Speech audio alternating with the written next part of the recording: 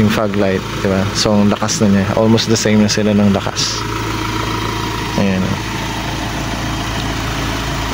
So tingnan natin yung buga niya. So yan yung buga ng ilaw. Good day guys, another day, another vlog na naman tayo. So for today's vlog, magdi-DIY ako. Papalitan ko yung fog lights ni Tambay 2, ni Ranger. So ito yung ipapalit natin. Yan. So actually hindi ko pa ito nabubuksan. So wala akong idea kung pasok talaga siya, pero based sa research ko, basta H11, ayan, H11 is pasok siya doon. So yung main reason kung bakit siya papalitan, ayoko kasi ng kulay na na yellow sa fog lights. So kaya gusto ko siyang gawing white, and also at the same time syempre gusto ko rin sanang kahit pa paano siya mas lumakas, no? So based naman dito, sabi 3 times siya brighter than original halogen halogen na stock niya. So yan, so pakabit na natin siya. Actually pinatila ko lang yung ulan, so yung si Tambay is nandito sa baba.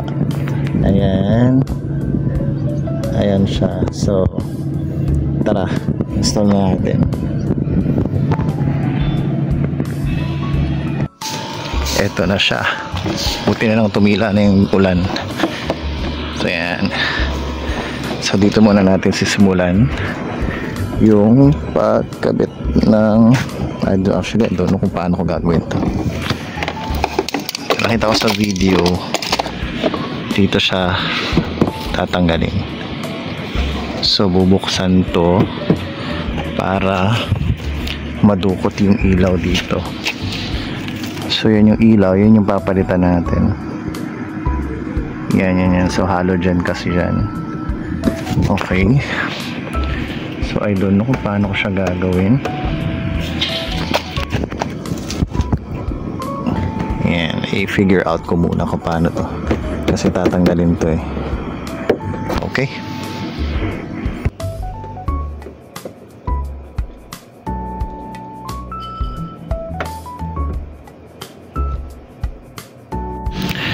So ayan guys, ito. So tinanggal ko yung tornilyo dito, saka tornilyo dito, para mabukas natin siyang ganyan. Kaso meron pala ako ditong nakaano pala to, cable tie. So kailangan ko siyang tanggalin. So yan. So dito natin siya dudukutin sa loob siya. Okay? Bukod ko na lang. Kasi ayoko tanggalin yung cable tie kasi wala akong pamalit. So yan, dinukot ko lang. So yan na siya. So yan yung halogen. Ayan. So yung stock na ilaw, so yan yung papalitan ko. So yan yung nakalagay dito. Ayan o, wala na siya. Okay. So yan yung papalit natin. Okay, tanggalin ko muna. So dinukot ko na naman. Madali lang naman pala. Pagkadukot mo tapos i-twist mo lang, mahuhugot mo na yung ilaw. Ganon. Okay. Sige. Ganito lang yan guys ang pagtanggal ng ilaw or ng bombilya dito. So pipindutin nyo lang to. Yan. So pagpindot nyo dyan, ganyan, tapos hihilahin nyo lang. Ganun lang. Hila. So mahirap nga lang gawin pag hawak ko yung cellphone, no? Pero yan lang yan. Pipindutin nyo lang yan. Tapos hilahin nyo lang ganun. Okay? So pagbalik, ganun din. Same thing. Salpak nyo na din, tutunog tong lock na to. So meaning, or naka-lock na siya. Okay? So ganun lang naman. So yan na, tinanggal ko na. Basic lang naman pala to. Madali lang naman siya tanggalin. Yan. Okay, so buksan na natin tong ipapalit natin. Tingnan natin kung pasok talaga siya. Hopefully, pasok siya. Okay, go. So yan o, ito naman, tama naman pala, H11. Ay, sorry ba? Yan, so tama naman pala, H11 siya. So for sure, ganito rin yung itsura niya. Ganito rin yung itsura niya. Okay. Wow, ang ganda pala nito. Meron pang may kasama pang keychain. Nice. May kasama pa siyang keychain. Saka sticker. Ayun o. Stig. Ang ganda. So, ito na yung ilaw. Wow. Ang ganda.